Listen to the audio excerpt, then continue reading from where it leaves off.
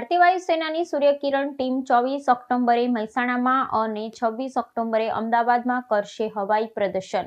ભારતીય વાયુસેનાની સુપ્રસિદ્ધ સૂર્યકિરણ aerobatic team આ મહિનાના ઉત્તરાર્ધમાં ગુજરાતના આકાશમાં અદ્ભુત હવાઈ પ્રદર્શનો કરવા માટે તૈયાર છે।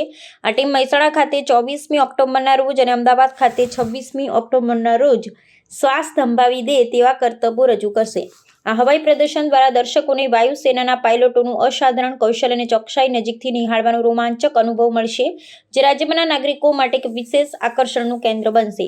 વર્ષ 1996માં રચાયેલી સૂર્યકિરણ ટીમ એશિયાની એકમાત્ર 9 વિમાન ધરાવતી એરોબેટિક ટીમ છે અને વિશ્વની અમુક શ્રેષ્ઠ ફોર્મેશન ટીમોમાંથી એક ગણાય છે।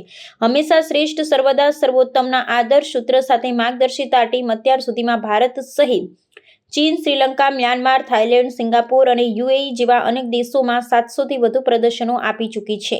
સ્વદેશમાં નિર્મિત નવહોક MK-132 વિમાનના પાયલટો 5 મીટરથી પણ ઓછા અંતરે ઉડાન ભરી અને જટિલ કરતબોની શ્રેણી રજૂ કરશે।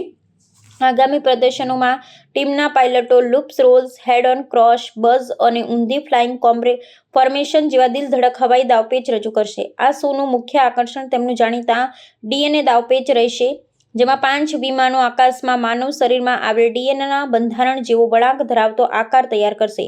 આ પ્રદર્શન યુવાનોને ભારતીય વાયુસેનાના શિસ્ત અને ઉત્કૃષ્ટતાથી પરિચિત કરાવી તેમને સશસ્ત્ર દળોમાં જોડાવા માટે પ્રેરણા આપશે।